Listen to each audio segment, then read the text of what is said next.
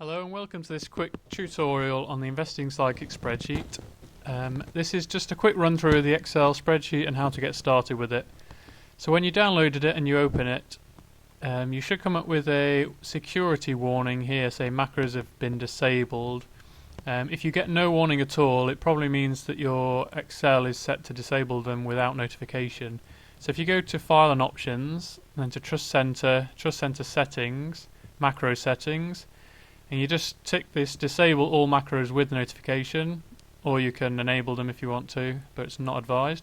If you click that, then that should allow you to reopen the spreadsheet and this notification will appear. So what you want to do is enable the content, and that will allow the spreadsheet to connect to the website. Right, so there's a lot of sheets in this spreadsheet, but it's fairly quick to update. So the first thing you need to do is decide on a company you want to analyse. If you don't know what the ticker is, you can click on this Find Ticker button here, and it will come up with an input box that you want to search for. So for example, if I want to know what Apple's ticker is, I'll type Apple, OK, and it will come up with all the companies that have Apple in the name. So I know that this is the ticker for Apple Inc. But if I didn't know that, then this gives me various options for what it is.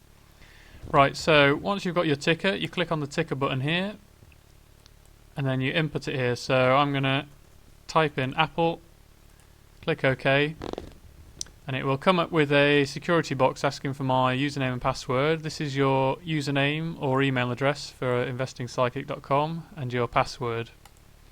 It should only do this once per session, and you can click to remember it, so you won't have to type them in every time. Okay, so there it is. It's updated with all information for Apple. I'll quickly run through what all the information is in the spreadsheet, where to find things, and then I'll do a bit about how to edit the spreadsheet.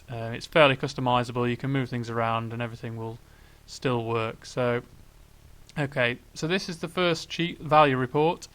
So here you've got main summary information of a lot of things from the other sheets. But to go through it all, we start off with the ISQ score, which is the Investing Sidekick Quality Score. This gives you a rough idea of the financial strength of the company. It's all based on the recent financial performance, so things like cash flow, operating margins. It doesn't take any account of the valuation, but it will give you a good idea if the company's going to run into trouble anytime soon. As we can see, Apple isn't really in much financial difficulty at the moment, which isn't surprising. Generates a lot of cash flow. Then we next have trailing 12 months earnings per share, next year's estimate, and some debt ratios, which for Apple are fairly low. We then have some quarterly operating profits per share over the last 20 quarters, and then we've got trailing 12-month measures here, so you can track it over the years. We've got operational performance, so the big red line is the operating margin, trailing 12 months. And you can see Apple's has been fairly steady for the last few quarters. And then we've got return on invested capital in this red line here, which shows it's actually been declining a bit for Apple. And you've got some other metrics there like gross margin, selling general and administrative expenses, things like that you can track.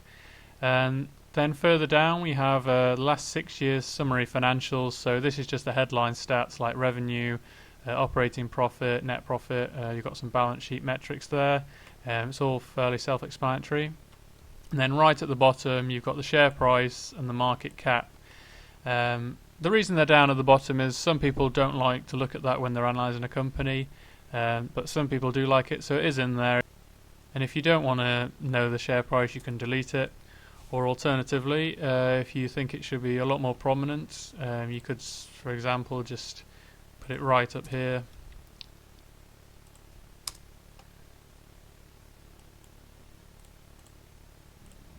There you go, you can put it right at the top, and that will then update every time you update the spreadsheet. So for example, if I want to put Oracle in here, update the spreadsheet, that will update with the share price for Oracle. Okay, so that's the left hand side. Right hand side, we've got a few buttons at the top here. You can go to the regulatory filings. Fairly simple there. It's got all the different filings, 10Ks, 8Ks in there. Quick link to that. Seeking Alpha articles and the conference call transcripts. Then down here we've got a chart showing the historical valuation ratios of enterprise value over operating profit. The dotted line at the bottom here is its current value, and you can see where it's traded at in the past. So Oracle was quite high at the beginning of 2000s, then a lot lower by the end of 2013, and has been creeping up again. It gives you a little sense of where the company is trading in terms of valuation compared to its history, so you know if it's a good investment or not. Up here we've got some stats like return on invested capital, free cash return on invested capital. You've got free cash flow generation compared to operating profit, so you can see Oracle is very strong and very stable cash flows. We've got some cash flow spending as well, so Oracle, you can see, spends around half its free cash flow on share buybacks, or it has done over the last 10 years, a bit on dividends and some other spending as well. And then down here we've got book value as well. Not as applicable for Oracle, but if you've got companies that usually trade around book value, then this gives you a good idea of has it traded above or below its current level in the past. So you've got more of an idea of am I likely to make money or lose money on this.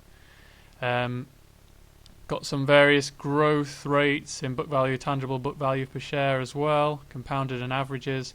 And then at the bottom here you've got some history of operating income, free cash flow and the book value. So Oracle has very strong growth in its operating income and free cash flow, which is incredibly stable. And then here we've got a quick quality assurance graph. I will go into that in a bit more detail later. Okay, so that's the value report. Next on the dividend report. So here, this gives you a quick overview of the dividends that the company's paid. You can see that its quarterly dividend history here at the top.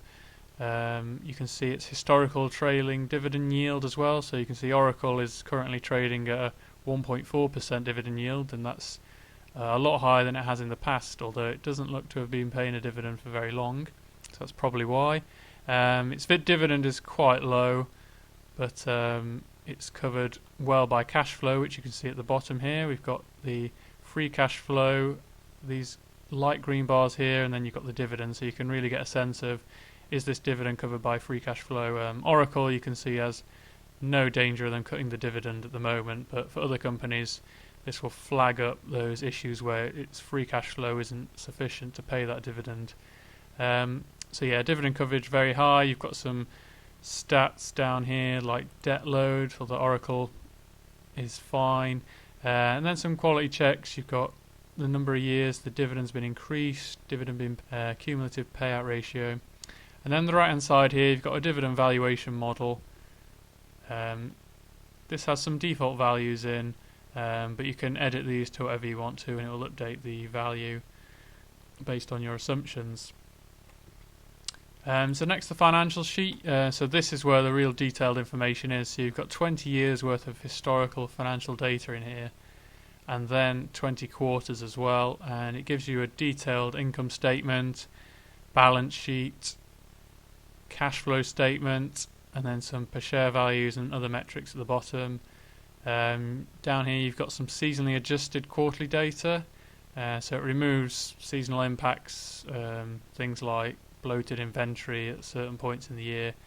This will remove those effects so you can more accurately track them over time. And down at the bottom you've got the min and max share prices traded out over the period as well. That's used later on in the valuation metrics. And the price sheet is fairly straightforward. It just shows you the price adjusted for share splits and consolidations over the last 15 years.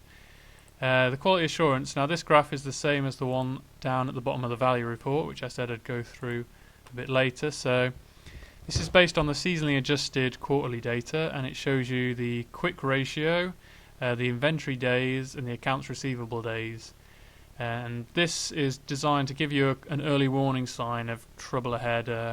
So if the inventories have been building up and its accounts receivable days have been building up over the last few quarters, it may be posting strong revenue growth, but these are warning signs that you could have weak financial results in the future. Inventory building up is not a good thing unless it's for ramping up for a product launch or something similar. Next, there's a free cash flow tab, and this gives you two nice graphs just showing you firstly the free cash flow generation of a company. So you can see Oracle, 129% of its net income is converted to free cash flow, so it's actually earning a lot more cash than its income suggests it is. And mainly you can see that's driven because depreciation and amortization is a lot higher than its actual capital expenditures, so its profits are being reduced by this non-cash charge. And then we can see what Oracle has spent its money on as well, so you can see that most of it's been spent on share buybacks. It has actually increased its debt a little bit, but also increased its cash position and some other spending as well. The next sheet is the discounted cash flow models. Now this is where you can forecast and model the future cash flows of the company and come up with a valuation, so it's probably the most useful for a value investor. There are some default values in here, and Oracle being a very stable cash flow generator, as you can see quite a narrow range of values calculated here. We've got a conservative estimate and an aggressive estimate, so it allows you to compare two different sets of assumptions to see what kind of value ranges you get. So you can see here some default values are chosen, but you can override these to whatever you want to, so I could change that to say 15 billion if I wanted to. And you can see that this value is adjusted accordingly. You can also change growth rates, so if I want to be a lot more aggressive, say in this case, you'll see this will change from $50 to $67 just because I've doubled the growth rate.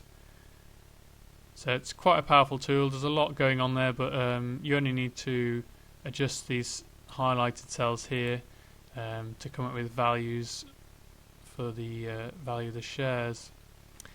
The next tab is the value tab, so this shows you some historical valuation ratios that the company's traded at, so it's quite useful if you're coming up with a value, say of